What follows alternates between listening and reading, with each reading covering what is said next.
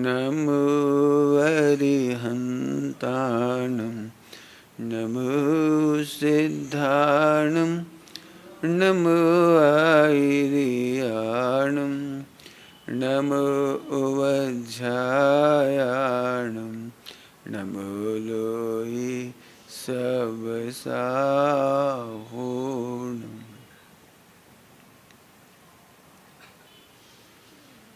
मंगलम भगवान वीरो मंगलम गौतमोगणि मंगलम कुंद कुंदायु जैन धर्मोस्तु मंगलम सर्वमंगल मांगल्यम सर्वकल्याणकारकम प्रधानम सर्वधर्माणां जैनम जयतु शासनम्।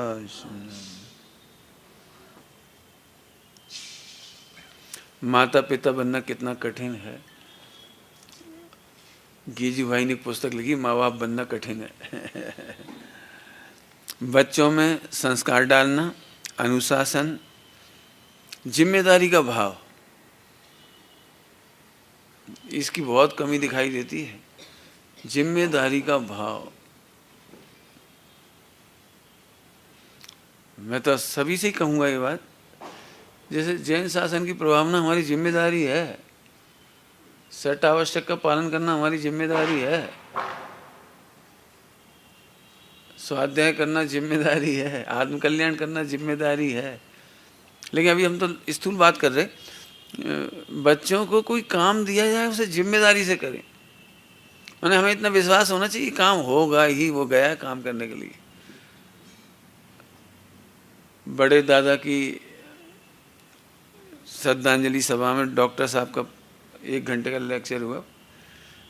डॉक्टर साहब बोले, मेरे में बचपन से ही आदत थी, जहाँ जाऊंगा तो बिना काम करे नहीं लौटूंगा, जाऊंगा तो काम करके ही लौटूंगा। मतलब एक जिम्मेदारी का भाव बहुत बड़ी चीज होती है।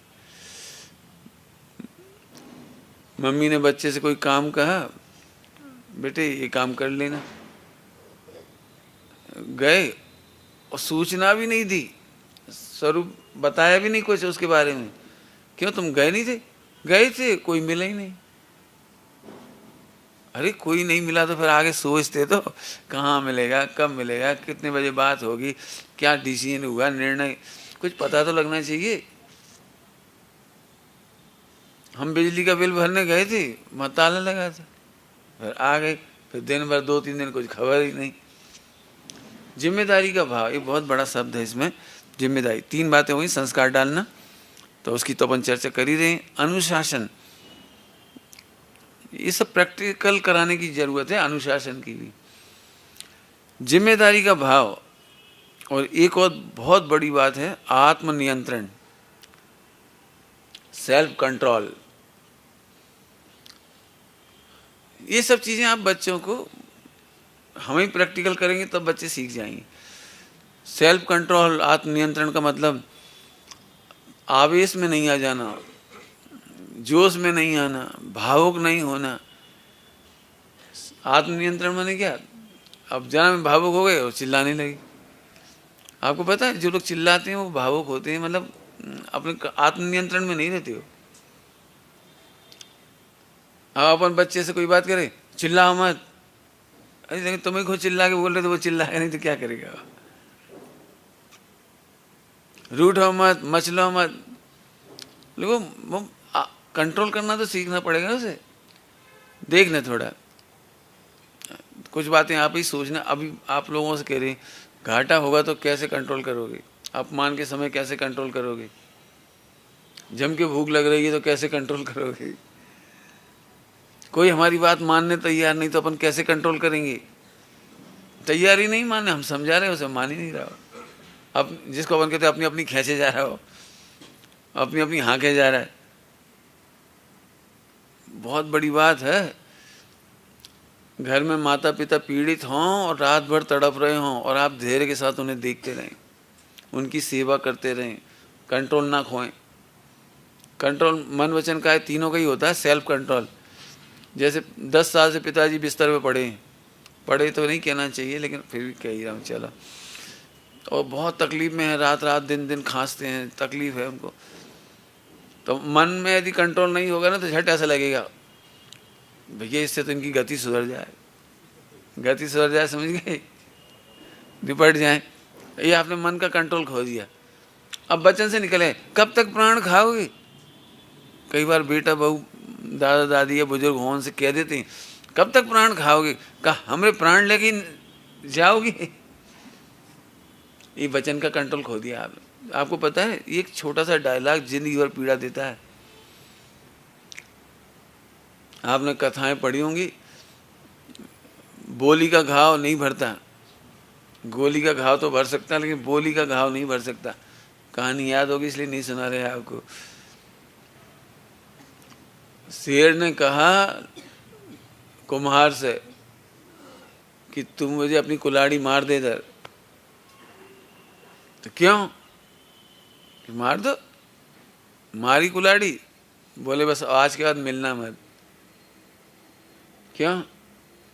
बोले ये घाव तो भर जाएगा, लेकिन तुमने अपने मेहमानों के सामने कहा कि हमारा गधा है, ये घाव नहीं भरेगा।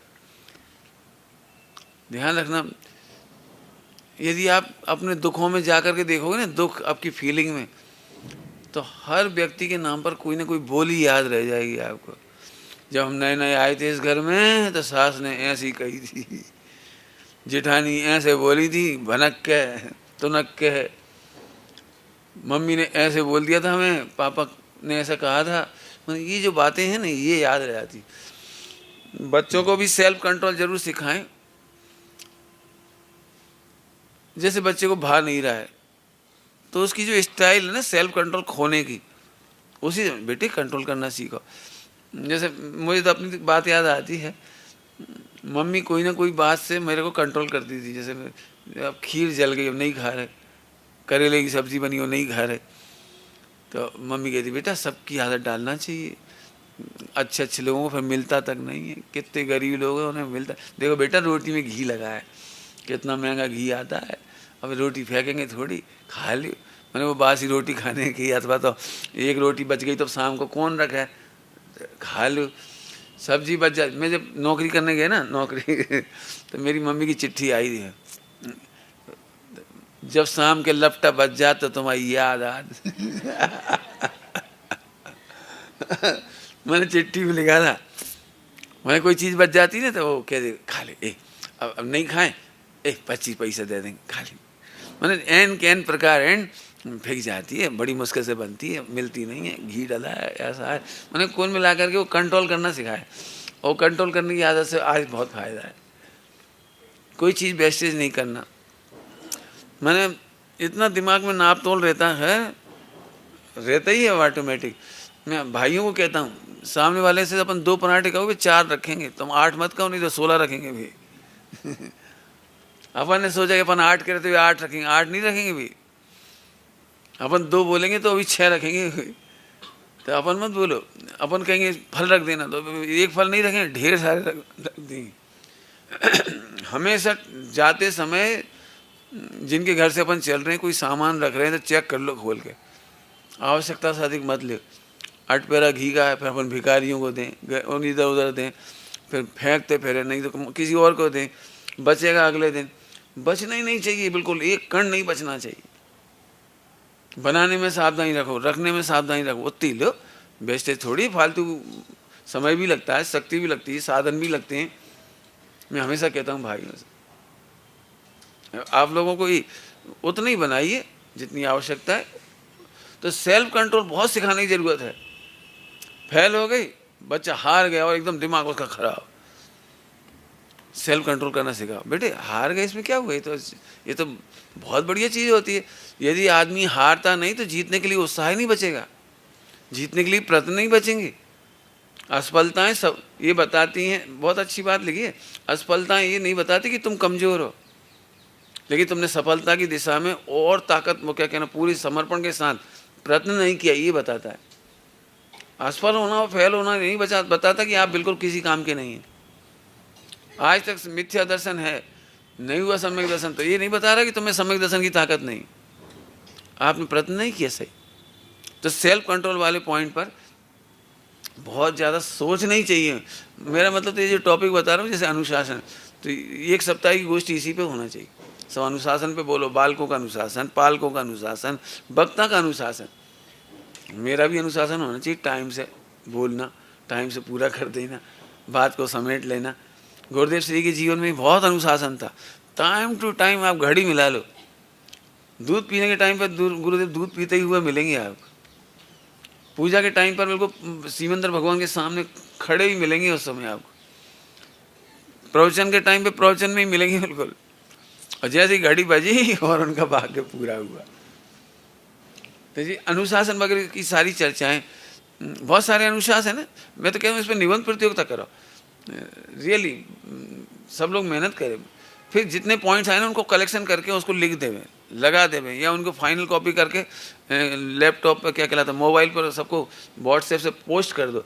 मैंने अनुशासन के बारे में हमारी सोच ही नहीं।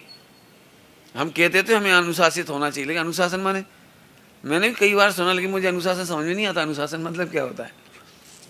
लेकिन पंडित साहब बहुत कहते हैं इनके भाव पक्ष का विचार करो। यूँ कहूँ मैं फिर से आपको, जैसे संस्कार है, ये क्रियाएं नहीं है, ये भाववाचक संज्ञा है, इसकी अनंत गहराई है। ऐसे अभी अनुशासन, जिम्मेदारी का भाव, आत्मनियंत्रण, ये सारे के सारे भाववाचक संज्ञा हैं और इनकी बहुत गहराइयाँ होती हैं। मैंने जितना लोग मिलके सोचेंगे ना उतनी नई नई बात निकल के आएगी इसमें से। तो जिम्मेदारी का भाव, आत्मनियंत्रण सिखाने के लिए अच्छा है। तो क्या अच्छा है उसकी चर्चा आज स्टार्ट कर रहा हूँ। उसके लिए सबसे अच्छा है कि नियम बड़े स्पष्ट हों। बच्चों के मामले में सबसे ज़्यादा झगड़ा होता है नियम। तुम्हें कितनी बार नियम सिखाया, तो नियम स्पष्ट होने चाहिए, कंफ्यूजन नहीं होने चाहिए। आप कुछ कह रहे हो बच्चा कुछ समझे, ये नहीं होना चाहिए। जैसे कहते हैं ना, कहें खेत की और सुने खलिहान की,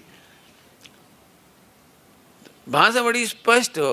तो उसको समझाने के लिए कुछ सावधानियां बनाई मैं आपको बताता हूँ। नंबर 1, ठोस नियम। कई बार ऐसे होती है बात कि सुबह कोई नियम बताती हो, दोपहर में कोई नियम बताती हो, शाम को कोई नियम बनाते। आपने एक बात देखा है, बच्चे जब क्रिकेट वगैरह खेलते हैं ना तो सबसे पहले वो नियम बनाते, कितने ओवर का मैच होगा, कितने खिलाड़ी होंगे और चौका कहाँ मानेंगे, छक्का कहाँ मानेंगे क्यों, फिर वो नहीं तो झगड़े होंगे ना वो हर सेकंड में। हमारी गेंद यहाँ तक गई तो चौका, और उनकी वहाँ तक गई तो अभी चौका नहीं तो फिर बहुत झगड़ा होता है, चीट होता है, धोखा दे रहे हो। तो नियम बड़े स्पष्ट हों, जैसे खाने के नियम हो। आप खुद सोच लो। मैं इसके मामले में एक बात कहता हूँ, मुझे बड़ी अच्छी लगती है बात संसद की। कई बार सुनना बेटे, तुम लोग पूछ रहे थे ना, तुम हमें मार्गदर्शन स्कूल चलाने के लिए, ट्रस्ट चलाने के लिए, इसका एक बहुत बड़ा नियम है, सभी लोग सुनना ध्यान से। परिवार चलाने के लिए एक बहुत बड़ा नियम है पैसेंस, और नियम निर्धारण करने में समय का लेना, वक्त लेना चाहिए। सुन रहे सभी लोग? हॉस्टल के वार्डन इसलिए फेल हो जाते हैं, बच्चों को नियम लिखित तो बताते ही नहीं, स्पष्ट कहते नहीं, और जब उनके सामने आ गई वही बात तो झट उनका नियम बन जाता है, ऐसे नहीं करना। तो ये नहीं होना चाहिए। एक बच्चे को हमने अलग नियम बताया, दूसरे को अलग बताया, तीसरे को अलग बताया। मैं नियम निर्धारण के बारे में एक बहुत अच्छी बात बताऊं आपको। यदि आपके पास नियम नहीं है तो दो भाई भी प्रेम से व्यापार नहीं कर पाएंगे, घर में नहीं रह पाएंगे। यदि नियम नहीं होंगे तो सम्यक दृष्टियों में भी विघटन हो जाएगा, और यदि नियम है तो सारे देश के मिथ्या दृष्टि मिलकर के रेल चला रहे हैं। हजारों लाखों कर्मचारी काम कर रहे हैं, बैंकों में लाखों कर्मचारी काम कर रहे हैं। वे शराबी हैं, कबाबी हैं, फला हैं, जे हैं, बे हैं, सब संप्रदाय के हैं, सब तरह के हैं। ये बात मैं फिर से कह रहा हूँ बहुत बड़ी। मैं अपने ब्रह्मचारी भाइयों से कहता हूँ, विद्वानों से कहता हूँ कि सारे देश में पूज्य गुरुदेव श्री के अनुयायी होने पर भी हम एक नियम से नहीं बंधे। हमारा विघटन क्यों हो जाता है, हमारी ग्रुपिंग क्यों हो जाती है? ब्रह्मचारियों में संगठन क्यों नहीं हो सकता? मिथ्या दृष्टियों में इतना बढ़िया संगठन हो रहा कि रेल चल रही है, बैंक चल रही है, पोस्ट ऑफिस चल रही है, सारे काम चल रहे हैं। सारे ब्रह्मचारियों में संगठन क्यों नहीं हो सकता? दो ब्रह्मचारियों, एक जनरल भोजनालय चलाना बहुत सरल है और त्यागियों का भोजनालय चलाना बहुत कठिन है। देख लेना करके, त्यागियों का भोजन बनाओगे, हम टमाटर नहीं खाते, हम हल्दी नहीं खाते, हमें नमक नहीं चाहिए, हमें फला चाहिए, हमें ओकाली चाहिए, हमें बवाली, लौंग को पानी बना दो। मैंने यदि 5-10 ब्रह्मचारी आ जाएं, 5 ब्रह्मचारी आ जाएं तो 20 प्रकार के सामान बनाने पड़ेंगे। और जनरल भोजनालय में सब, तो ये कोई बात उपेक्षा और तिरस्कार के लिए नहीं कह रहा हूँ, नियम नहीं है। मैं सच कहता हूँ, कई ब्रह्मचारी ऐसे ऐसे मिलते हैं हमें कि हम नंगे पांव चलेंगे। क्यों भाई, नंगे पांव चलना कौन सी प्रतिमा में आता है? आता पता कुछ नहीं, हमने नियम ले लिया बस। और हम फला नहीं खाएंगे, हम रस ही करेंगे। हमने पंडित साहब से पूछा, ध्यान से सुनना, पंडित साहब कहते हैं नियम लेने से पहले आप अपनी पद का विचार करो।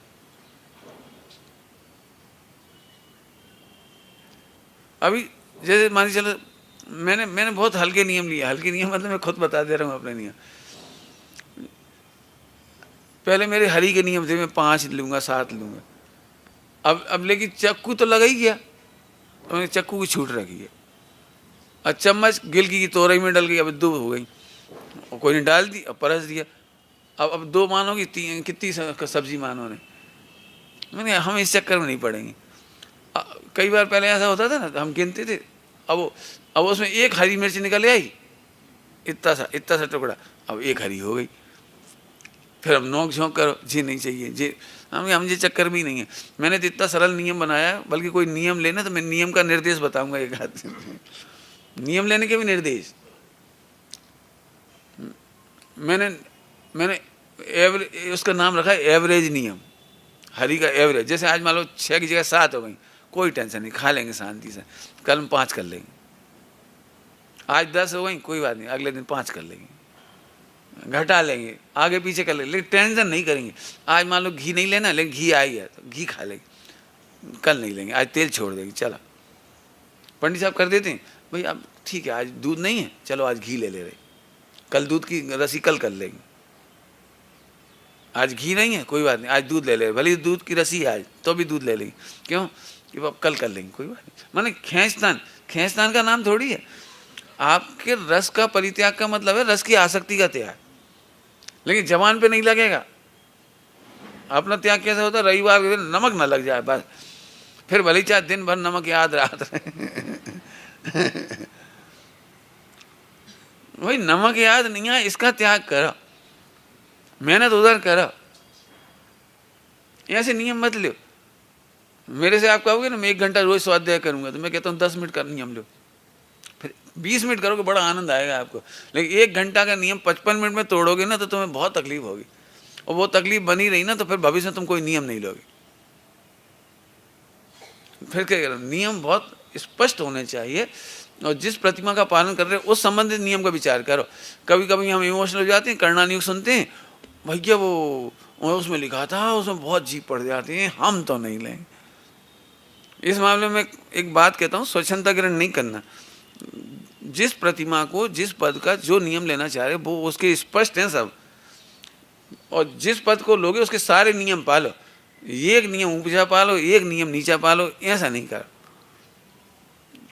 वैसे ब्रह्मचर्य प्रतिमा पाल रही, साध्वी, और फिर बासा खा रही, ऐसे नहीं करो। एलोपैथी मत खाओ, फिर नहीं था वो एलोपैथी हम नहीं लेंगे, और फिर भले ही चाहे कैसी हो जाए, और सारे नियम टूटते जा रहे, ऐसा नहीं।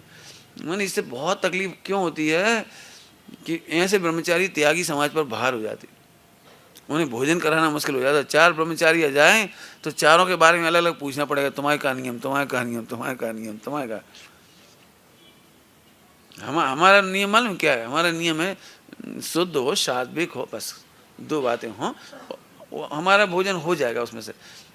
हमें चिंता नहीं कि तुम फला चीज़ नहीं बनाओ तो क्यों नहीं बनाई, फला बनाई तो क्यों बनाई, कोई चीज़ की जरूरत।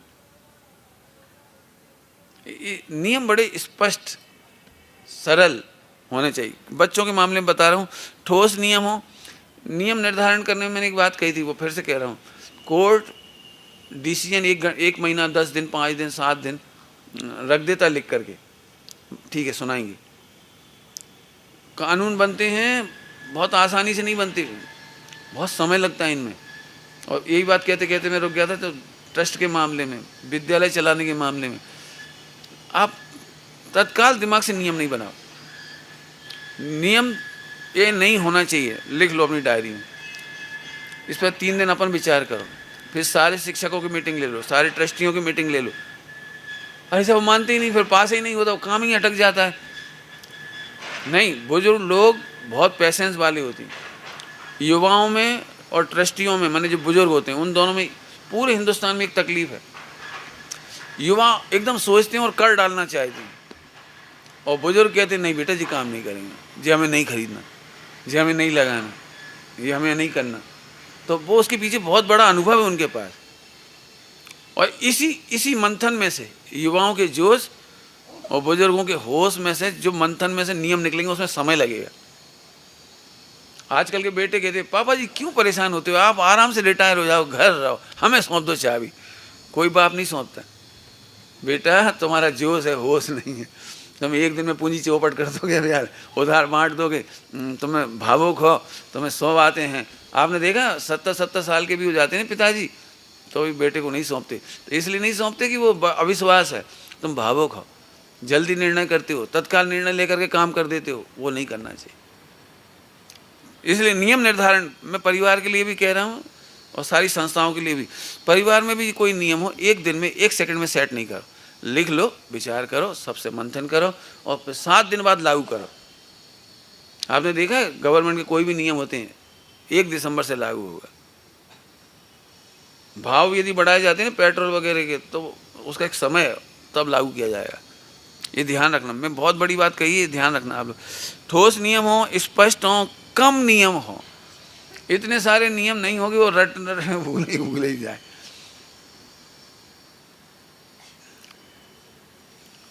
और इतना पेशेंस रखो, पेशेंस। क्या बताएं पंडित, हम 3 बार समझा चुके, अब तो हमें गुस्सा आ जाता। चाहे हॉस्टल के वार्डन हो, चाहे टीचर हो स्कूल के, और चाहे पति पत्नी हो, चाहे बच्चे हो, हमने 3 बार समझा दिए बड़े प्रेम से, लेकिन मानते नहीं। तब तो गुस्सा आएगी। तो भैया रुक जा, पहले तुम ये आत्मनियंत्रण करो। गुस्सा नहीं करो। इसके लिए मैं आपको करना, मैंने अपनी उसकी बात बताता हूँ, ग्रंथों के न्याय की। सम्यक दर्शन होना सरल है और चारित्र मोह छूटने में बहुत पुरुषार्थ है। अपन ही अपनी एक गलतियों के बारे में सोचो, अपने हॉबी के बारे में सोचो, अपने सोच के बारे में सोचो। अपन खुद असंख्यात बार सोचते हैं गलत भाव है, नहीं आना चाहिए, और फिर भी आती हैं। हम जानते हैं चेष्टा नहीं करना चाहिए, हम खुद जानते हैं, और फिर भी वो चेष्टा होती है। वो खाना पीना हो जाता है, वो बोलना हो जाता है। हम बहुत सोचते हैं नहीं बोलेंगे, नहीं बोलेंगे, नहीं बोलेंगे, वो बोल जाते हैं। तो बच्चों से आप क्या अपेक्षा कर रहे हो? ट्रस्टी छोटों से क्या अपेक्षा करेंगे? वे चूकेंगे और हमें क्षमा करना है। नियम कम हो और इतने, उनका भी प्रैक्टिकल मैं बताना चाह रहा हूँ। आपको पता है मोटरसाइकिल चलाना जिन्होंने सीखी होगी, या साइकिल चलाना सीखी होगी, स्कूटर चलाना सीखा होगा, कार चलाना सीखी होगी, आपको पता है, आपको खुद पता लग जाता है नियम टूट गया, लेकिन प्रैक्टिस करते करते करते वो प्रैक्टिस में याद हो जाता है। अभी हम आपसे कहें ना स्कूटर चलाने के कितने नियम हैं, आप लिख के भी नहीं बता पाओगे, बोल भी नहीं पाओगे, लेकिन आप सैकड़ों नियमों का पालन करते हो। ऐसे बच्चों के लिए एक एक नियम धीरे धीरे सिखाइए, एक एक नियम। अक्सर वे माँ बहुत खराब होती हैं जो भोजन करने बैठा और एक साथ भोजन संबंधी 10 नियम बखार दिए, जिसमें से उसे एक भी पकड़ में नहीं आया। मैं भी ऐसे कर सकता हूँ, आप भी ऐसे। मोटरसाइकिल चलाने बच्चा बैठा और पापा जी ने फटाफट 10 धीरे चलाना, ऐसे चलाना, वैसे करना, ये करना। और कार चलाते समय, मोटरसाइकिल चलाते समय पापा को बिल्कुल आंखें बंद कर लेना चाहिए। कर लेना चाहिए मतलब टोकना नहीं चाहिए। प्राय करके पापा पीछे बैठे होते हैं और मोटरसाइकिल चलाने वाला आगे बैठा होता है, 20-25 साल का नौजवान है, इसके बावजूद 2 ड्राइवर हो जाती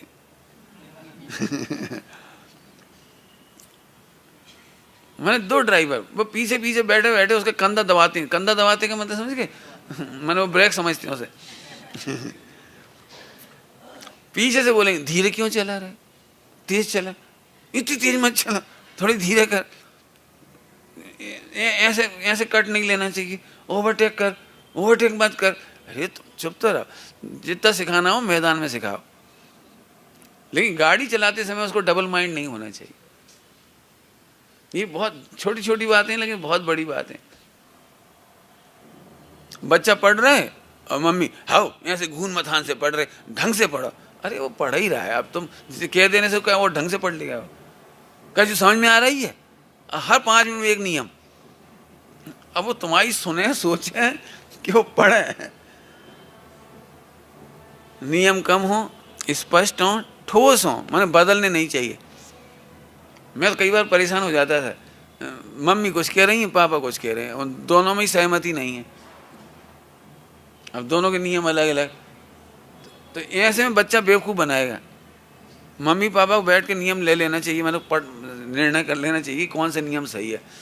कई बार ऐसा था, मम्मी कहती पढ़ और पापा कह रहे दुकान जा, पापा कह रहे तू पढ़ और मम्मी कह रही सब्जी ले। अब उसे ये नहीं समझ में आ रही कि मैं पढ़ूँ कि सब्जी लाऊँ।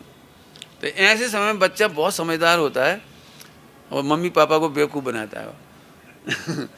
वो सब्जी लेने नहीं जाता है क्योंकि वो कहता नहीं मैं नहीं उठूँगा, पापा ने कहा पढ़ाई करो, तो सब्जी लेने नहीं जाता।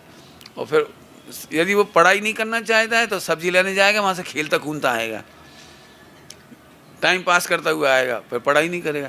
तो फिर पापा से कहेगा मम्मी ने सब्जी लेने भेज दिया था। मैंने दोनों को बेवकूफ़ बनाएगा। और देख लेना ये घरों में बहुत होता है।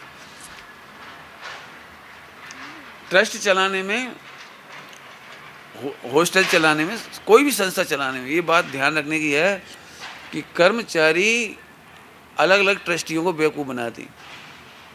एक नियम नहीं होने पर, बे सेठ जी तो ऐसे ही कह गए थे, अब बे सेठ जी कह गए थे, अब तुम उनसे पूछो, फिर सेट करो कह गए थे कि नहीं कह गए थे, तब तक ये बैठे हैं आराम से। मकान निर्माण होता है ना, मकान निर्माण में तो सेठानी कसी बोल गई, सेठ जी कसी बोले, बिल्कुल ऐसे बीड़ी पी रहे।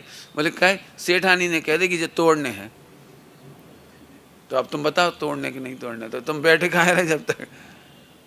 हमने कहा था ना ये बना देना, उनके कहने से क्यों करा तुमने? तो कभी नहीं होना चाहिए। इस नियम को मैंने बहुत सोचता हूँ। खनिया दाना में निर्माण होता है और भी कहीं काम होता है, मंदिर में कोई काम चलता है, माली काम करता है कोई काम, तो मैं किसी को इंटरफेयर नहीं करता। मैं देख लेता हूँ गलत सही जो मुझे लगता है। यदि कहना तो उनसे नहीं कहेंगे, हम ट्रस्टियों से कहेंगे, उनकी जानकारी में आना चाहिए, फिर वे उसे कहेंगे, वो काम सही हो जाएगा। हम उसको बीच में कहते हैं वो गलत काम, कभी नहीं करना इंटरफेयर। ट्रस्टियों में कई बार इसलिए नहीं बनती, जो ट्रस्टी आए वो अपने पूरा दिमाग लगाए, हाँ ऐसा कर दो, ऐसा नहीं करो। उसने कहा पॉलिश कर दो, उन्होंने कहा पॉलिश नहीं करना, थोड़े दिन बाद में वो कुछ रिपेयरिंग होना है, और वो निर्णय एक नहीं। इसलिए नियम बनाने में बच्चों को कंफ्यूज नहीं करो, नहीं तो बच्चे आपको बेवकूफ़ बना देंगे। मम्मी आपने तो पहले ऐसे कहा था, आपने पहले ऐसे कहा था, अब वो ऐसा कहा था, वो आप परेशान हो जाओगे। तो कम नियम हो, ठोस नियम हो, स्पष्ट हो। एक और बड़ी बात, स्वयं भी पालें उन नियम को। जैसे हम बच्चे से कहें बेटा मुंह बंद करके खाया करो, और खुद मुंह खोल के खा। आप खुद मुंह खोल के खा रहे हो और बच्चे से कह रहे मुंह बंद करके खाया करो, तो वो नहीं चलेगा। आप जो नियम का पालन करेंगे बच्चा वही नियम का पालन करेगा। और नियम जल्दी जल्दी नहीं बदलें। ज़्यादा नियमों से भ्रमित होकर बच्चे चिड़चिड़े हो जाते हैं। आप देख लेना बच्चों को गौर से, बच्चे चिड़चिड़े हो जाते हैं। स्कूल चलाने में भी सारे स्कूल जितने टीचर होते हैं, 25, 50, 10, 20 जितने भी होते हैं, सबको एक नियम होना चाहिए। एक नियम मतलब वो बच्चों को एक अलग नियम से पढ़ने का तरीका बताता है, एक अलग तरीके से पढ़ने का नियम बताता है, एक अलग तरीके से पढ़ने का नियम बताता है। बच्चे बड़े कन्फ्यूज हो जाते हैं कि 10 टीचर हैं, 5 टीचर हैं, तो मैं किस तरह प्रकार से पढ़ूँ। इन चीज़ों की मीटिंग होनी चाहिए बहुत। आगे देखिए, इस तरह से नियम बताए जावे कि उन्हें बड़े ध्यान से सुने, ना कि तर्क कुतर्क में पड़ जाएं। तर्क कुतर्क समझ के बच्चे लॉजिक करने लगे, ऐसे नियम बताए जाएं जो बच्चे लॉजिक नहीं करें। माता पिता दोनों उस नियम पर एक मत अवश्य हों, अन्यथा वह नियम बच्चे से पल नहीं सकेगा। वरन माँ बाप ही उस नियम पर लड़ते रहेंगे और बच्चा मजे करेगा या दोनों को बेवकूफ़ बनाता रहेगा। बड़े बच्चों से खुलकर चर्चा करें, जो बड़ी उम्र के बच्चे हैं, ताकि उनका मंतव्य एवं बाहर के माहौल का पता लग जाए। अक्सर ऐसा होता है माँ बाप अपने निर्णय कर लेते हैं लेकिन बच्चों से पूछते ही नहीं है, बेटे तुम्हें पढ़ने के लिए कौन सा टाइम अनुकूल होगा, क्या सब्जेक्ट कठिन है, सरल है, क्या है, तुम्हें पिकनिक पे जाना है तो कौन से नियम के अधीन जाएंगे, बोलो। आप लोग बनाओ एक डायरी, यदि आपके बच्चे कह रहे हैं कि आज हम पिकनिक पे जाएंगे तो आप कौन कौन से नियम निर्देश बताएंगे। यदि वो लड़कों के साथ जा रहे हैं लड़कियां तो कौन से नियम बताओगे। यदि वो बच्चे जा रहे हैं 15-15 साल के तो आप कौन से नियम बताएंगे। नदी किनारे जा रहे हैं तो कौन से नियम बताएंगे। यदि बच्चे तेज तर्रार हैं तो कहीं कौन से नियम बताएंगे। माने ये सब थोड़े लिखित भी होना तो आपको पता रहेंगे सब बात, क्योंकि एंड टाइम पे अपन 2-4 नियम खास खास के बता देंगे और बाकी नहीं बताएंगे। बाकी हमें लगता है अरे बेटा हम सोच तो रहे थे तुमसे कह नहीं पाए, बेटा तुम ऐसे नहीं खाना, ऐसे नहीं जाना। तो ये सब चीज़ें छोटी छोटी हैं लेकिन नियम हो तो उन्हें बता देने चाहिए। बड़े बच्चों से खुल करके चर्चा करें ताकि उनकी उम्र के हिसाब से, उनके दोस्तों के हिसाब से, उनके स्वभाव के हिसाब से और हार्मोन्स चेंज होते हैं उसके हिसाब से उसके नियम बनाए जा सकें और उन्हें सतर्क किया जा सके। कोई भी नियम एवं दंड हो परंतु बच्चों के इमोशनल बैंक अकाउंट में आपका प्यार जमा होता जाए। बच्चों के पास भी हार्ट है, उसमें एक इमोशनल बैंक अकाउंट होता है। बैंक अकाउंट समझ गए। उसे लगना चाहिए कि मम्मी डांटेगी तो भी प्यार करेगी, मम्मी दंड देगी ना तो भी प्यार करेगी, और मम्मी सजेशन देगी तो भी प्यार कर रही है। माने आप चाहे उसे दंड दें या उसे समझाएं, लेकिन बच्चों को ये लगना चाहिए कि वो आप उसके अपने हैं। इस मामले में मैंने 2-4 बार पहले भी कह दिया, फिर इशारा कर रहा हूँ। बढ़ा के चिल्लाने से बच्चे को प्यार नहीं लगता। बच्चों को लगता है मम्मी पापा हमें चाहते नहीं। जब छोटी छोटी बातों पर, कई बातों पर अनेक बार माँ बाप नफरत की भाषा व्यक्त कर देते हैं तो थोड़े समय में बच्चे को अब ये फीलिंग पक्की हो जाती है कि हमारे घर में हमें कोई चाहने वाला नहीं, मम्मी पापा मजबूरी में पाल रहे हैं, वो हमसे नफरत करते हैं, मम्मी पापा लाइक नहीं करते। तो ये फीलिंग आपके लिए सबसे खतरनाक है। ऐसे बच्चे डिप्रेशन में जाके सुसाइड कर लेते हैं। बहुत खतरनाक है ये बात। मुझे अपने पिताजी के बारे में बहुत ऐसा लगता था, क्योंकि कभी उन्होंने तारीफ ही नहीं की। जैसे मेरी पहली नौकरी लगी 18 साल की उम्र में, तो मैंने उनके पैर छुए और लेटर दिया उनको।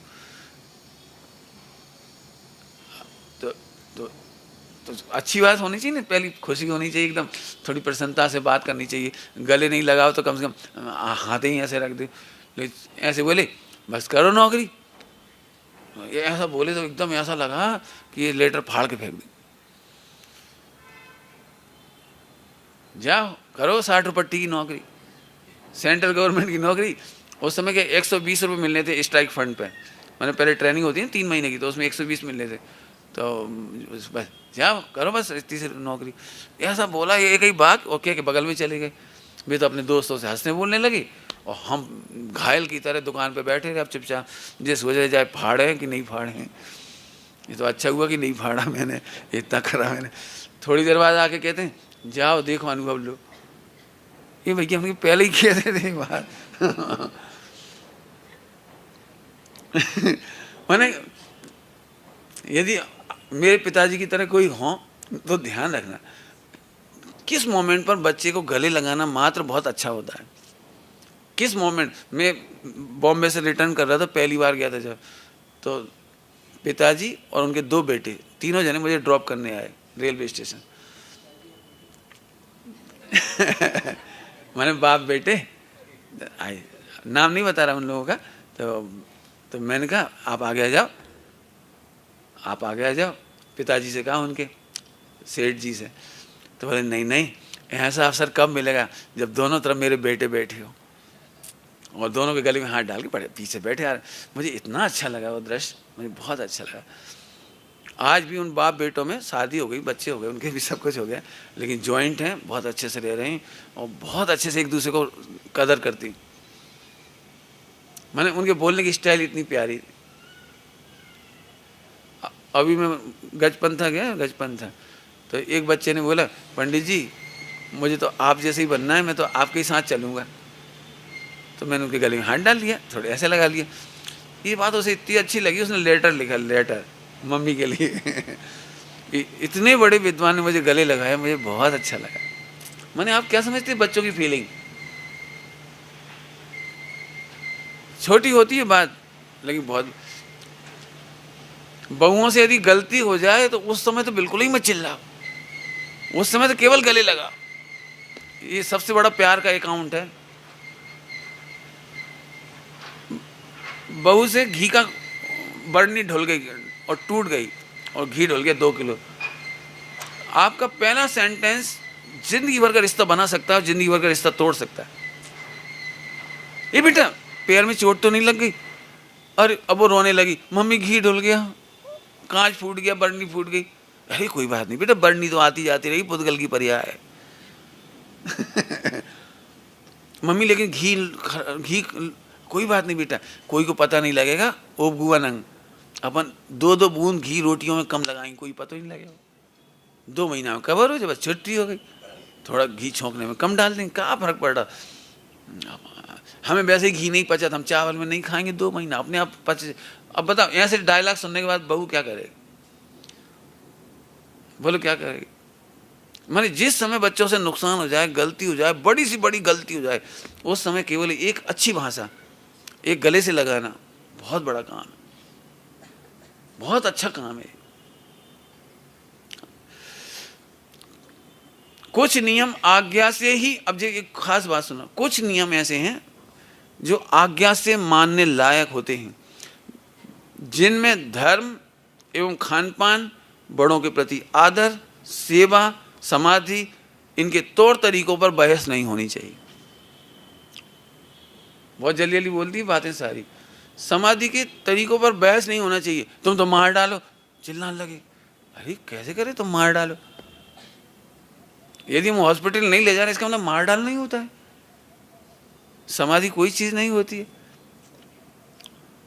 प्राय करके बहुत बहस होने लगती, ए भैया कंजूस हैंगे, पैसा बचा रहे, अपने बाप को घर में ही मार डालो। कितनी बहू बेटा भले सास ससुर को पसंद ना भी करते हो, मैं इसलिए हॉस्पिटल ले जाते ही कल को कोई ये ना कह पाए कि घर में मार डाल। बेचारी वो समाधि से रहना चाह रहे, नियम का पालन करना चाह रहे, एलोपैथी नहीं लेना चाह रहे, और जबरदस्ती लोगों की बातों में करके वो ले गए। इसलिए कुछ नियम माने आज्ञा से मानने लायक होते हैं, जिनमें धर्म। ऐसे प्रक्षाल क्यों करना? ऐसे क्यों नहीं करते अपन लोग? दीपक क्यों नहीं जलाते? दीपक क्यों जलाते? अरे इन पे बहस मत कर। बड़े बुजुर्गों ने बहुत सोच समझ के कोई बात सेट की हुई है। ये अनएवॉइडेबल है नियम। पानी क्यों छानना, इसका क्या लॉजिक है? आलू क्यों नहीं खाते? मैंने जबरन हम इसकी बात बताने लगते हैं। मुझे डॉक्टर साहब की एक बात बहुत अच्छी लगती है, इन मामलों में यदि बच्चा कोई प्रश्न पूछता है, खास तौर से इस तरह से, तो तुम हमें साइंस से चेक करके बताओ कि आलू में कीड़े हैं। तो डॉक्टर साहब इसके लिए ऐसी बात बोले, कोई बेटा चरणानियों की नियमों के मामले में इस तरह की बातें करता है, खान पान के मामले में, तो एक दृष्टांत देते हैं लंबा। वो अपनी जिनवाणी माता पर उस प्रकार से शंका करता है जैसे कोई बेटा अपनी माँ से कहे कि तुम प्रूव करो कि ये हमारा बाप है। तो माँ क्या करेगी? बोलो, माँ को कितनी तकलीफ होगी कि बेटा हमने कहा नहीं तुम्हारे पापा जी हैं, पिताजी हैं। जैसे माँ पर शंका नहीं करना चाहिए, ऐसे जिनवाणी माता पर शंका नहीं करना चाहिए। बड़े बुजुर्गों ने जो कल्चर सेट किया हुआ है, पद्धतियाँ सेट की हुई हैं, मंदिर, पूजन, पाठ, सट आवश्यक, इन पर लॉजिक लगा करके सट आवश्यक छोड़ने लायक नहीं।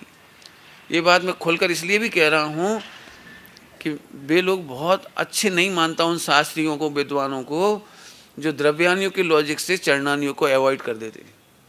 जड़ की क्रिया है, इनमें रखा क्या है, ये तो हे है, तो भाई साहब ये उपाधि द्रव्यान योग में है, चरणान योग में तो प्रवृत्ति और निवृत्ति है।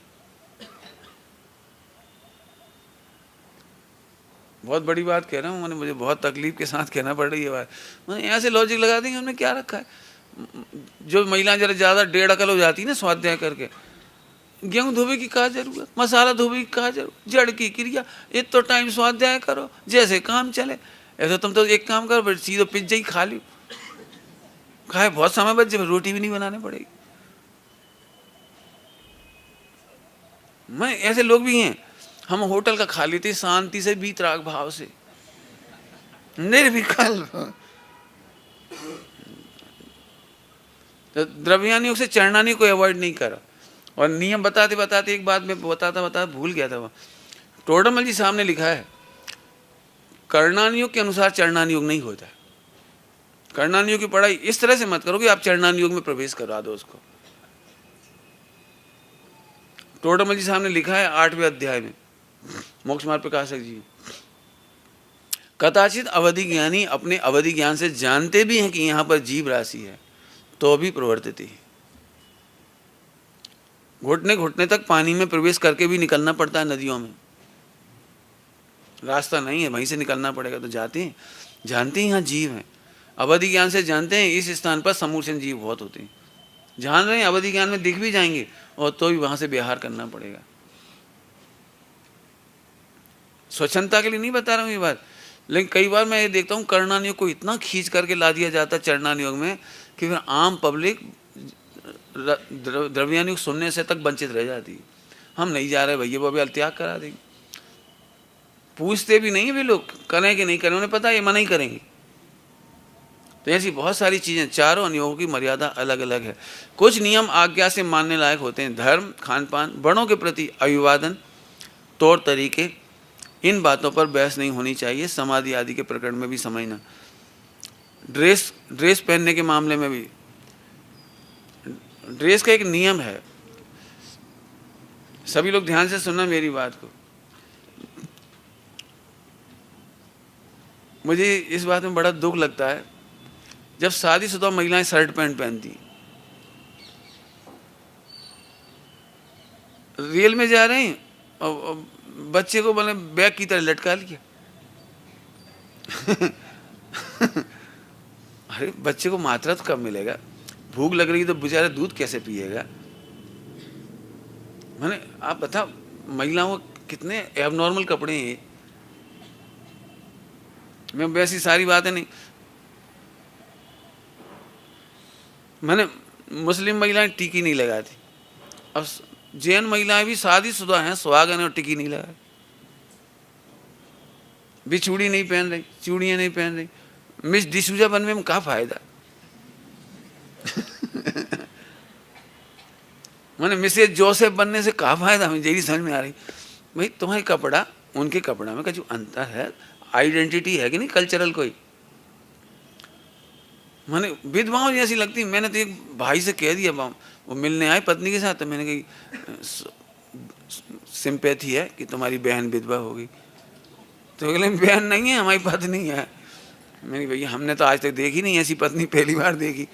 बाल डाकन जैसी, टिकी लगाए नहीं, और चूड़ियाँ नहीं, बिछूड़ी नहीं, मेहंदी नहीं, कुछ है ही नहीं।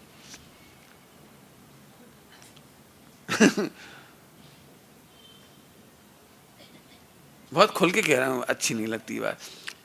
अरे साहब उसमें क्या हो गया, हमें इजी लगता है घर में। अरे इजी लगता है, लेकिन संस्कृति कोई चीज़ है, निर्वाह सील की मर्यादाओं का निर्वाह कोई चीज़। ठीक है आज तुम ऐसे पहन लियो, फिर तुम्हारी बहू स्कर्ट पहनेगी, फिर सोच लियो, फिर और मिनी कपड़ा पहनेगी, भी अगली जनरेशन वाली और ही मिनी पहनेगी। भी कभी तो कपड़ा घटता ही है हुंडा सरपणी के अनुसार। फिर क्या करोगे था। नहीं बिल्कुल नहीं, अपन तो भैया बिल्कुल परेशान। मैंने तो बम्बई जाऊँ कहीं जाऊँ, मैंने कह रखा है भोजन वही लोग कराएंगे जो भारतीय कपड़ा पहनेंगे। तो मेरे को बुलाते तो कम से कम साड़ी वगैरह पहनते ही कम से कम। मेरे तो वैसे भी नियम बहुत अलग हैं। राख के बर्तन नहीं मजे हो तो मुझे पसंद ही नहीं, बिल्कुल लेना ही नहीं मुझे। तो सीधे फल खा लेंगे धो के, कोई दिक्कत नहीं। बहुत बहुत विचारशील बना। मैंने कपड़ों के मामले में बहस नहीं करा। बच्चियाँ बहुत बहस करती हैं और ये हमने करा है। 4 साल की बच्ची है और पीछे पूरी पीठ खुली और इधर बिल्कुल स्किन क्या कहलाता है, स्लीवलेस। और कैसे कैसे कपड़े भगवान जाने, हमने तो ना देखने में अच्छा लगे। ऐसी बच्ची हमसे जय जयन करने आ जाती, कई बार मम्मी कहती जा पंडित जी जय जयन कर, तो हम पहले ही आशीर्वाद दे, बेटा कपड़ा पहन भी अक्ल रखो ऐसे कपड़ा नहीं खरीदना, अच्छे कपड़ा पहनो, ऐसे नहीं बात। अब तुम्हारी तो मानो नहीं मानो, हम का जा रहा, हमारा तो एक 9 कर्म और कम हो जाएगा, और क्या हो, तुम नहीं आओगे अगली बार, क्या करोगे हमारा समझ में आया। तो ये जीवन जीने की कला अनुकरण करने से पूर्व परीक्षा प्रधानी अवश्य होना चाहिए, परंतु बड़ों विद्वानों अनुभवी जनों से सलाह लेकर अपनाना चाहिए। जीवन जीने की कला 50 वर्ष तक, सुनना ध्यान से, 50 वर्ष की उम्र तक ट्रांसपेरेंसी बहुत जरूरी है। ध्यान रखना सभी लोगों से, 50 वर्ष की उम्र तक आप सेल्फ डिसीजन मत लीजिए। आपके डिसीजन मम्मी पापा से, बड़े जनों से, यदि धार्मिक क्षेत्र में है, मैं सुनना सभी लोग, आप ट्रस्टी हैं और 50 साल से नीचे हैं, तो आप मंदिर में कोई चित्र बनवा रहे हैं, कोई निर्माण करा रहे हैं, कोई काम करा रहे हैं, आप 10 विद्वानों से पूछ लो, क्योंकि आपको आगम का पता नहीं है। निर्माण में कोई चूक रह जाएगी तो हमेशा के लिए वो संस्कृति के विरुद्ध हो जाएगी। एक बार कोई चित्र बन जाता है ना मंदिर में, गलत पेंटिंग बन जाती है, सब उसे फोटो खींच ले जाते, फिर वो ऐसी लगाने लगती। माने इतने फोटो में सदोषता पाई जाती है, इतने दोषों। मैं देवलाली गया था, बहुत साल पहले की बात है, तो उसी गोहिल को बुलाया था भावनगर से चित्र बनाने के लिए, उन्होंने बना दिया फटाफट। और जिस दिन वो जाने वाला था शाम की ट्रेन से, दोपहर में मुझे भोजन के बाद बताया बहन जी ने, रमा बहन जी ने, कि वो आप देख लो कोई गलती हो तो मैंने कहा रुक रहे क्या ये अभी, कि नहीं ये शाम को चले जाएंगे। मैंने उनमें 50 गलतियां बताई, 50 चित्रों में।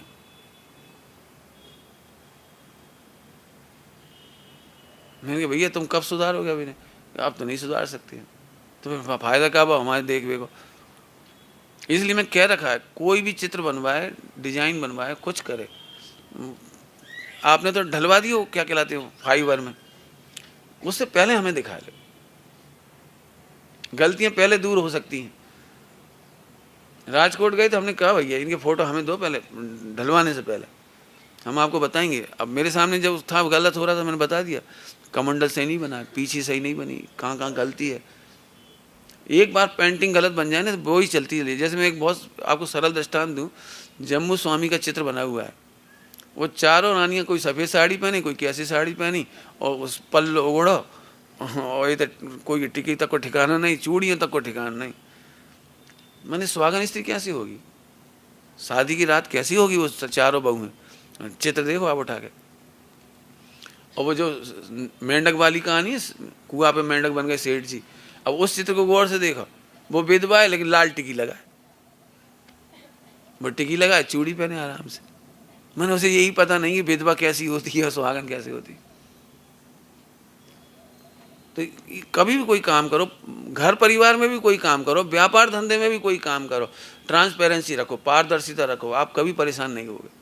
जो पारदर्शिता नहीं रखते बच्चे, 20-25 साल के नौजवान अपने मम्मी पापा से कहीं से उधार लिया, कहीं कुछ खेल खाल गए और कहीं शोरूम बना लिया। नहीं पापा आप नहीं समझते हो, मुझे नागपुर का नंबर 1 शोरूम बनाना है। भैया लेकिन पूंजी कितनी ये तो देखो, और तुमने 80% पैसा पूरा पूंजी उसमें लगा दी, अब बिजनेस कैसे करोगे। तुम दोस्तों की बातें नहीं मानो, बड़ों से मिले बिना कोई काम मत करो, सुरक्षित रहोगे आप। 20 से 25 वर्ष तक की उम्र में आज्ञा मानने की सख्त आवश्यकता होती है। आपको जो आज्ञा दी जा रही है आप मानो, अभी लॉजिक मत करो, बाद में वार्तालाप बाद में करना। 20-25 की उम्र तक तो आज्ञा बहुत माननी चाहिए। मम्मी कह रही बेटा लड़कों से दोस्ती मत करो, मैंने मत करो बस। कल एक घटना बता रहा है, ये आई उसमें कोई मराठी समाज में कोई घटना घटी, कोई जैन समाज की लड़की, लड़कों से दोस्ती करना स्कूल में बहुत आसान लगता है, 10वीं 12वीं की बच्ची हो, 4 लड़के चारों तरफ खड़े हुए, ऐसे खड़ी है बिल्कुल बॉस की तरह, बातें कर रही, हंस रही, दोस्ती बढ़ती चली गई। फिर उन लड़कों ने कोई गलत ऑफर किया तो उसने मना कर दिया, तो उन्हीं 5 लड़कों ने उसको किडनैप कर लिया, बातों में बुला करके, बातों में रेप कर लिया, मर्डर कर दिया। अब वो डेड बॉडी जब घर आई तो पापा को हार्ट अटैक हो गया, वो मर गए। सह नहीं सके उस बात को, तो मम्मी ने दोनों की डेट देख करके उसने जहर पी गए, तीनों जने एक्सपायर हो गए। 3 डेड बॉडियाँ एक साथ निकली। कैसा क्या है ये बेटे? मैंने फिर कह रहे हैं बच्चियाँ जितनी हों, बच्चे जितने हों, बेटे दोस्ती नहीं करो, मैंने मत करो। लड़कों से लड़कियों को नहीं दोस्ती करना चाहिए और लड़कों को भी लड़कियों से दोस्ती नहीं करना चाहिए। यदि तुम्हें अपना कैरियर बनाना है तो पढ़ाई लिखाई करनी है, नौकरी, इस चक्कर में मत पड़ोगे 80% से पास हो गए, 90% से पास हो गए। ये डिग्रियां बिल्कुल फर्जी हैं, बिल्कुल नकली डिग्री हैं, नकली। एक भी डिग्री से नौकरी नहीं मिलेगी आपको। आप क्वालिटी नहीं पैदा करोगे, लायक नहीं बनोगे तो कुछ काम नहीं होगा। मैंने बच्चे बच्चियों को आज्ञा से ये बात बतानी है आपको, आज्ञा से ही। वीडियो गेम नहीं खेलो, मैंने नहीं खेला, थोड़ी देर रो लेने दो बच्चे को, कोई बात नहीं है, बाद में उसे समझाएंगे, बड़े प्यार से समझाएंगे। और एक बात कहता हूँ, हुक्म देने से अच्छा है एक एक नियम बच्चे उसे ब्रेन वॉश किया जाए। आधा घंटा 15 मिनट लग जाने दो। आप अपनी स्वाध्याय भले ही 15 मिनट छोड़ दो, लेकिन 15 मिनट बच्चे से डिस्कस करो और बड़े प्यार से करो। जब ये बच्चियाँ कहती हैं ना, बच्चे कहते हैं कि हम आजकल आधुनिक हैं, तो हम उनसे सीधा प्रश्न करते हैं, तुम्हारी मम्मी आधुनिक होती और व्हाट्सएप पे बातें कर रही होती और तुम्हारे पापा से तलाक हो रहा होता और झगड़े हो रहे होते और रोज रोज टसल होती, तुम्हें कैसा लगता? तब वो सोचती अरे हाँ, जब अपनी मम्मी का कोई दोस्त पसंद नहीं तुम्हें और ये बातें झगड़े पसंद नहीं है, तो तुम भी अपनी ज़िंदगी मत करो इन बातों को। 20-25 की उम्र तक बच्चों को आज्ञा मानना सख्त आवश्यकता है। पूरे घर को याद होना चाहिए, ज्ञात होना चाहिए। क्या? अब मैंने 3 तरह के रूल्स बनाए, रेड रूल्स, येलो रूल्स और ग्रीन रूल्स। ये भी मैंने समाचार पत्र में ही सुने थे रेड रूल्स, ग्रीन रूल्स और येलो रूल्स क्या होते हैं उसकी चर्चा कर रहा हूँ। मैंने अपने हिसाब से सेट कर लिया इनको, लेकिन ये पहली बार पढ़ा मैंने अखबार में ही था। रेड रूल्स माने कौन से हैं जो किसी भी कीमत पर बर्दाश्त नहीं किए जाएंगे, माने इनका उल्लंघन किसी भी कीमत पर बर्दाश्त नहीं होगा। नंबर कौन कौन सा? जैसे उग्र व्यवहार, गाली देना, गंदी भाषा, नशा, आक्रामक व्यवहार। जरा मम्मी ने कहा चढ़ बेटा, मैं हाँ पकड़ लिया उसने, जी क्या तरीका है? आपने देखा होगा, जरा बच्चे को मोबाइल का इंटरनेट खत्म करवा दिया मम्मी ने, अब वो चल नहीं रहा तो मम्मी चलो, क्यों हमारा मोबाइल में से इंटरनेट कौन ने खत्म किया? हमने किया बेटा। तो चक्कू लेके मारने दौड़ पड़ा, 8 साल का बच्चा। आक्रामक व्यवहार, हिंसा, अन्यायपूर्ण व्यवहार, ये किसी भी कीमत पर बर्दाश्त नहीं किए जाएंगे। येलो रूल्स कौन से होंगे? येलो रूल्स मतलब इनके लिए दंड नहीं दिया जाएगा, लेकिन समझाइश दी जाएगी, मात्र समझाया जाएगा। जैसे खान पान, बच्चे हैं, छोटे बच्चे हैं, बड़े बच्चे हैं, उम्र आएगी धीरे धीरे, खाने पीने के रूल्स तोड़ेंगे वो, हम उन्हें समझाएंगे, मारेंगे पीटेंगे नहीं। और क्या है? पहनावा, गायन, नृत्य, सोना जागना, बच्चे बहुत तोड़ते हैं नियम। सोना जागना, स्वास्थ्य के मामले में अपन समझाएंगे उनको। मान लो आइसक्रीम खा ली, अब समझाइए, बच्चे खाएंगे भी आइसक्रीम, नहीं खाएंगे ऐसा भी नहीं हो सकता कि। और एक बात है, यदि आप अपने बच्चे को सुधारना चाहते हो ना, तो जिस माहौल में रहता है उस माहौल को बदलो, उनके दोस्तों को भी समझाओ। मोहल्ले में बच्चे हैं तो उनको समझाओ, घर में बुला करके थोड़ी सी 10-50 रुपए की मिठाई बांट दो, बुला लो, बेटे ये देखो वीडियो, ये देखो जानकारियाँ, ये काम नहीं करना अपने को, बता दो। देरानी जेठानी के बच्चे तो उन्हें सुधार दीजिए, तो बच्चे अपने आप सुधर जाएंगे। स्वास्थ्य, रात में स्कूल का बैग तैयार करना, बच्चे एंड टाइम पे करते हैं तो भड़बड़ी में कुछ चीज़ छूटती है, कुछ रह जाती है, कुछ काम हो जाता है, तो उनको पहले ही कहिए आप स्कूल का बैग रात को तैयार करिए, होमवर्क करिए। दूसरों की निंदा यदि बच्चा करे तो आप अलर्ट रहिए, उसे समझाइए कि कभी किसी की निंदा नहीं करना, कभी किसी क्रिटिसाइज नहीं करना, छोटी छोटी बातें बड़ी बन जाती हैं। उनको एग्जाम्पल दे दो, समाज के एग्जाम्पल दे दो, परिवार के रिश्तेदारों को एग्जाम्पल दे दो, बेटे दूसरों की निंदा नहीं करना। ज़्यादा समझदार हो तो बता दो तत्वार्थ सूत्र का वो सूत्र कि दूसरों की निंदा करने से बेटा अपनी इंसल्ट होती, एक आध एग्जाम्पल बना के बोल दो, हम सबके बीच में तुम्हारी बुराई करें तो सब लोग हमें बुरा समझेंगे, कैसी माँ है सबके सामने डांट रही। तो ऐसे समझाइए। अब ग्रीन रूल्स बच्चा बेहिचक कर सकता है, जैसे संस्कृति का पालन, मंदिर जाना, बहुत बढ़िया। बच्चा कहे मैं पाठशाला जाऊंगा, अरे बिल्कुल जाओ, ये ग्रीन रूल है। मम्मी मैं माला फेरूंगा, अरे जरूर फेरो बेटा। माने अच्छे काम करने ग्रीन रूल्स में आते हैं सारे। मंदिर, पूजा, स्वाध्याय, अच्छा साहित्य पढ़ना, समयबद्ध लौकिक शिक्षा, पंक्चुअलिटी, समयबद्ध माने पंक्चुअलिटी, लौकिक शिक्षा, दिनचर्या करना, बहुत बढ़िया, दिनचर्या टाइम से करो, दान देना, सेवा करना, सहायता करना, और एक और बहुत अच्छा गुण, गुण ग्राहकता। मजा तो जब आए मम्मी किसी की बुराई करे, चाची की या बुआ की या किसी की, और बच्चा उसी समय कहे मम्मी भले ही तुम बता रहे वो बात सच्ची होगी, लेकिन बुआ की एक बात बहुत अच्छी है। मैंने आपकी तबीयत खुश होनी चाहिए कि बच्चा गुण ग्राहक है। खराब लोगों में से भी गुण निकाल के देख ले वो बच्चा बहुत अच्छा। ये समझ लो ये बच्चा कभी माँ बाप को अनाथ नहीं छोड़ेगा। आपको पता है जिस समय हम कमियां देखते हैं ना, उस समय अच्छाइयाँ देखना बहुत कठिन होती है। और यदि बच्चा ऐसा करता है, मान लो बच्चा कह रहा है मम्मी पापा कितने खराब हैं, हमें हर बार मारते हैं, एक दिन भी ऐसा है, और रोने लगा। अक्सर बच्चे पापा की बुराई मम्मी से करती, तो परनिंदा हो गई।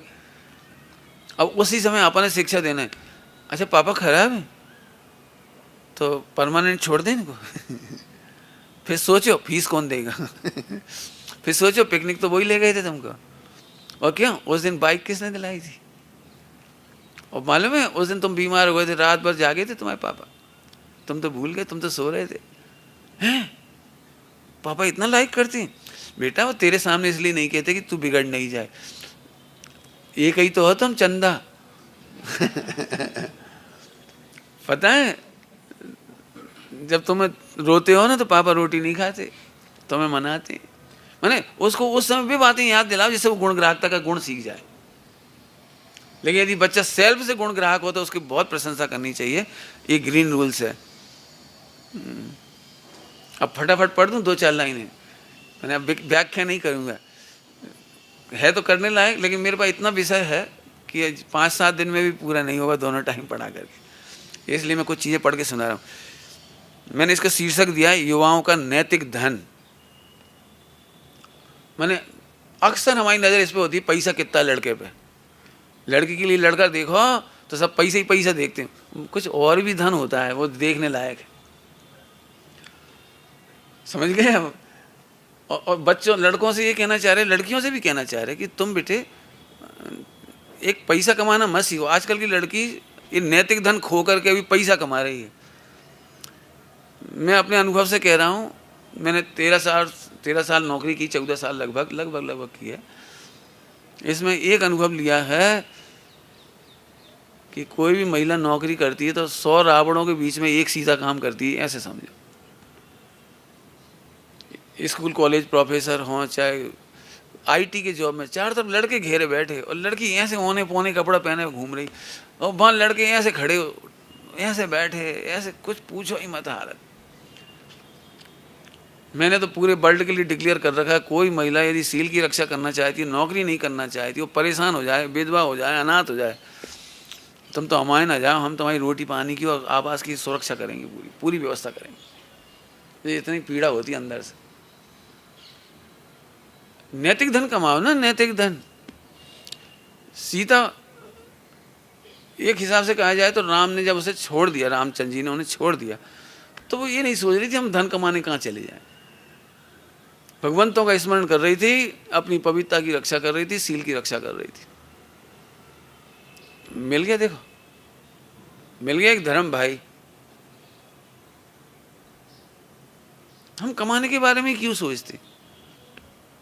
सोचना सभी लोग शांति से, कौन कौन सा नैतिक धन है। यदि ये धन तुम्हारे पास है तो तुम वर्ल्ड में भूखे नहीं मर सकोगे। एक पैसा नहीं होगा तो भी दुनिया तुम्हें पूछेगी कौन सा धन है।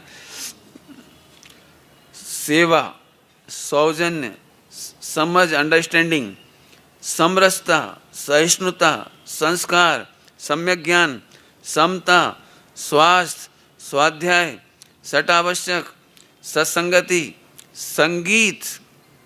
संगीत समझ गए? वही जरूरी नहीं वो संगीत में जाकर के म्यूजिक में एमए बीए करो, वो वाली बात नहीं है। जो लोग पाठ करते हैं ना उन्हें लयबद्ध करना चाहिए। जो लोग फटाफट बोलते हैं ना भक्ता, उनसे कहो धीरे गाओ, तो गा ही नहीं सकते, बोल ही नहीं पाएंगे, भूल जाएंगे। कहना कहा, और लय में इतना रटा हो जाता है मति ज्ञान में सेट कि उन्हें सोचना ही नहीं पड़ता, धड़ धड़ निकलता चला जाता है। पाठ इसलिए याद नहीं होते। 6 डाला आप जल्दी जल्दी बोलो, याद ही नहीं होगी। लेकिन आप 6 डाला बड़े राग के साथ गाओ, कोई पूजन बड़े राग के साथ गाओ, कोई भक्ति बड़े राग के साथ करो, आपको 4-6 बार में अपने आप याद हो जाएगी। राग के साथ गाइए। सजगता, सील, शांतता, सादगी, सुचिंतन, सुमार्गी, सुप्रभावक, शिक्षित, श्रमी माने श्रम करना, सुगर्वी अच्छा सम्यक गर्व करना, सहयोगी, संसार भीरु भव भीरु, सौभाग्यशाली, शासित रहना, शासित माने किसी कंट्रोल में रहना, समाधान शोधी माने समाधान खोजने वाला, समस्याओं का रोने वाला नहीं होना चाहिए। जब देखो जब समस्याओं का रो रहे ना, समस्या शोधने वाला होना चाहिए। और सहजता, छात्र जीवन में सदा लोगों से मिलकर उनका दिल जीतकर सीखने की कोशिश करो, जानने की कोशिश करो। क्या चीज़? कि वे अपने निर्णयों से संतुष्ट हैं या नहीं। कौन कौन से निर्णय? ध्यान से सुनना। सभी लोग जो कुंवारे हों उन्हें तो बहुत सुनना चाहिए, वह सभी को सुनना चाहिए वैसे तो। जैसे जो आपने पढ़ाई ली है, फैकल्टी ली है, उससे आप सेटिस्फाई हो कि नहीं? आज आपका अनुभव क्या कहता है? आपने डॉक्टरी की, इंजीनियरिंग की, जो कुछ वो आप उसमें आपको कैसा लग रहा है? नौकरी कर रहे हो, उनसे मिलो। आप जो जॉब कर रहे हो उसमें आपको सेटिस्फैक्शन है या नहीं, और नहीं है तो क्यों नहीं? शादी, तुमने शादी की थी, बहुत सोच समझ की थी, बहुत मिलजुल के की थी, जाने कैसे कैसे की थी। तो उन सब शादीशुदाओं के अनुभव सुनो कि तुम्हें आज कोई फीलिंग या एक्सपीरियंस क्या है वो बताओ। बच्चों के अनुभव सुनो, आपके बच्चे हैं, आप उन्हें कैसे पालते हो, उनके अनुभव सुनो। लिव इन रिलेशन में रहने वालों से मिलो, उनसे पूछो तुम्हें कैसा लग रहा है। तलाक लेने वालों से मिलते रहो। सेकंड मैरिज करने वाले, करना नहीं कभी, लेकिन सेकंड मैरिज वालों से मिल करके अनुभव जरूर लो कि आपको कैसा लग रहा है, आप संतुष्ट हैं या नहीं। जीवन में ऐसे चिंतन और प्रवृत्ति में सुख मानकर कभी ना भटकोगे आप। समाचार पत्र एवं अपनों से बड़ों के अनुभव, मार्गदर्शन का लाभ अवश्य लीजिए। लड़ाई से स्ट्रेस आता है, उससे बचने को सदा कर्तव्य पर ध्यान दो। अधिकार की कामना नहीं करो, कर्तव्य करने वाले को अधिकार अवश्य मिलती है। क्षमा करने का आनंद लो। अच्छे वस्त्र पहनो। लड़कों से दोस्ती करने से बचो और लड़के लड़कियों से दोस्ती करने से बचें। अपनी प्रत्येक प्रवृत्ति की मर्यादा निश्चित करो। बड़ों एवं अपनों का दिल जीतो। गैरों का विश्वास नहीं करो। प्रलोभन में नहीं फंसो। शीघ्र एवं बिना श्रम के धनी होने की चेष्टा मत करो। इतने प्रलोभन है मार्केट में, 2 साल में डबल हो जाएगा। चिट फंड में डाल दो, 3 साल में डबल करवा रहे हैं, चक्कर में नहीं पड़ना। मोबाइल की चैटिंग से बचो। इतना धन यदि आपके पास होगा तो जीवन में आपको कोई स्ट्रेस नहीं होगा, कोई परेशानी नहीं होगी और कोई संकट नहीं होगा। ओम नमः शिवाय।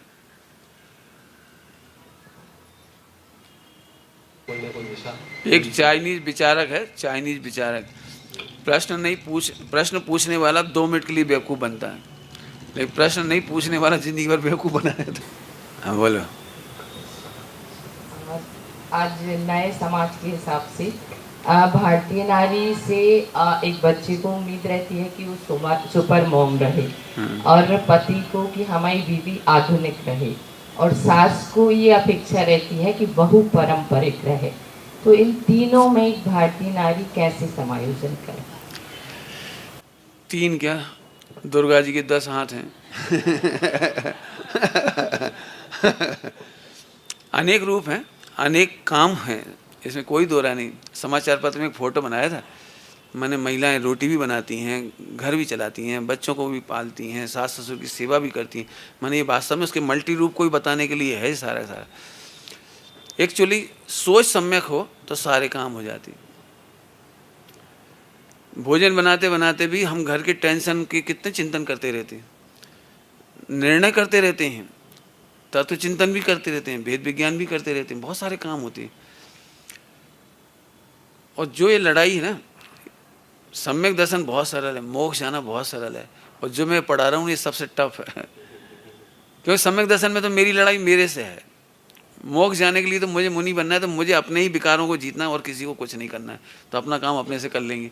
लेकिन ये जो पूरा एक बात चल रही है, पर्यावरण बदलने की बात चल रही है, और इसमें सबसे अच्छा तरीका होता है पर डे घर में 30 मिनट 15 मिनट सामूहिक बैठक करने की आदत हो, ताकि हम एक दूसरे के विचार सुन सकें और अपने अपने विचार रख सकें।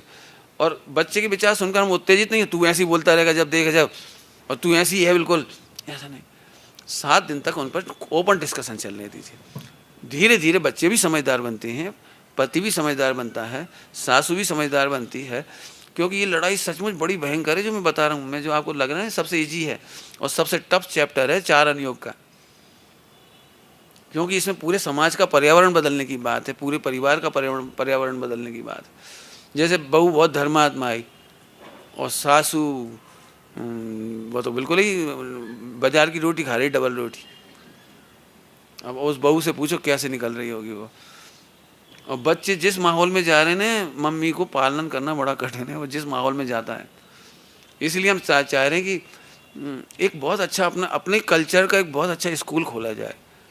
2 जने चल रही बात, 2 जने कल मिले भी हमको, अपने अपने स्कूल की बात कर रही। उनको भी मैंने ये कहा बहुत टफ है, बहुत आसान नहीं समझना, क्योंकि पेरेंट्स तैयार नहीं हुए उन बातों के लिए। तो कठिन तो है थोड़ी सी बात, और इसीलिए मैंने पहले ही दिन एक बात कही थी, ये तपस्या है।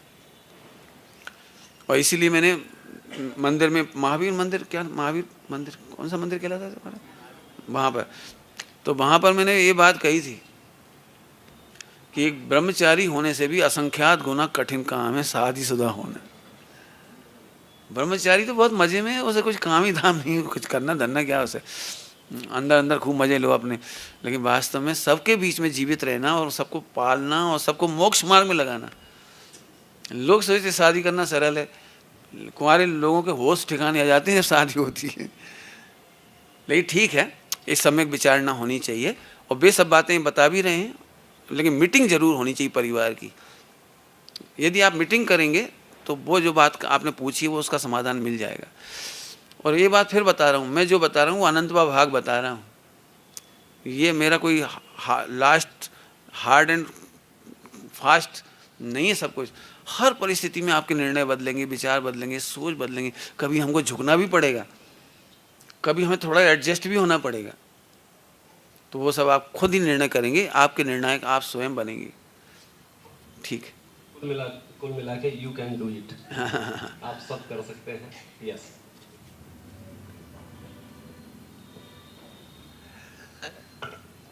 आपने अभी बताया भारतीय नारी का रोल, हाँ। भारतीय मेल का क्या रोल है, और आप एक और क्वेश्चन है, आपने बोला फीमेल मतलब लड़कियों को लड़कों से दोस्ती नहीं करनी चाहिए, लड़कों को लड़कियों से दोस्ती नहीं करनी चाहिए। बढ़िया।